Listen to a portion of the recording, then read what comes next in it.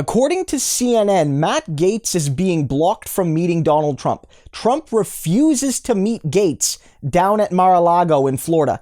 That's how screwed Matt Gaetz is and how toxic he has become. According to CNN, basically what they're saying is Matt Gaetz, once this investigation went public about a week and a half ago, he went on Tucker, the New York Times broke the story, he panicked and tried to call a meeting with Donald Trump, tried to say, "Sir, I'd like to meet with you." And at that time, staffers basically blocked Gaetz from meeting Trump. And you might say, well, it's the staffers who blocked him. And that might partially be true, staffers discouraging Donald Trump from taking Gaetz' side. There is indications that happened, but ultimately, Trump has the choice of who he meets and who he doesn't meet. The staffers aren't his mommies and daddies. He makes his own choice at the end of the day. And Trump has made the conscious decision not to meet with Gaetz. He has literally and figuratively slammed the door on Gaetz,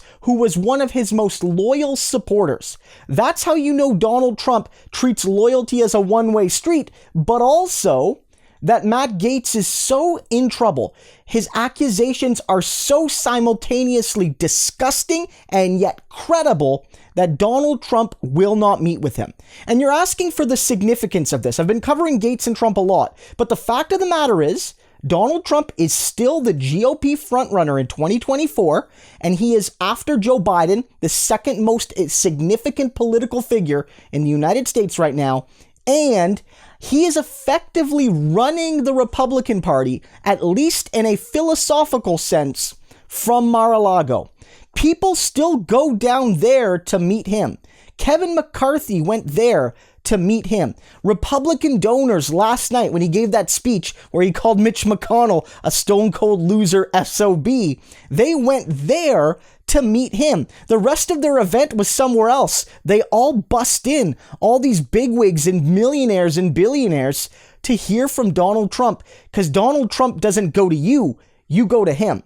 And Trump controls that access very tactically. Who he chooses to meet and when, and who he doesn't choose to meet, indicates what he feels is useful to him and the message he wants to convey. So, for example, he met with Kevin McCarthy, but he has not welcomed Mitch McConnell down there, showing that while McCarthy, maybe Donald Trump was a little mad at him because some of the Republicans in the House voted for impeachment, fundamentally, he's okay with McCarthy, but he thinks Mitch McConnell is the enemy and will not invite Mitch McConnell down to kiss the ring. Likewise, if you recall, Nikki Haley, who's considered a potential 2024 GOP candidate, she criticized Donald Trump shortly after he left office and then sort of tried to backtrack a little bit and go to Mar-a-Lago and meet him, and the door was slammed in her face. Trump was like, "No, you are not welcome.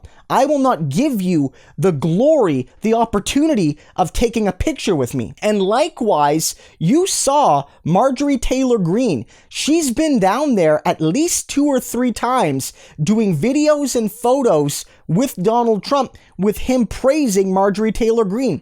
She's a rookie congresswoman. She's basically a nobody, but because she's captured the imagination of the right wing of the GOP and she's seen as an up-and-comer in the MAGA movement, Trump has welcomed her and given her high-profile endorsements and praise, signaling to the party, she's my girl, don't take her on too hard. Don't go at Marjorie Taylor Greene too hard. She's in the Trump crew. She's in the Trump squad.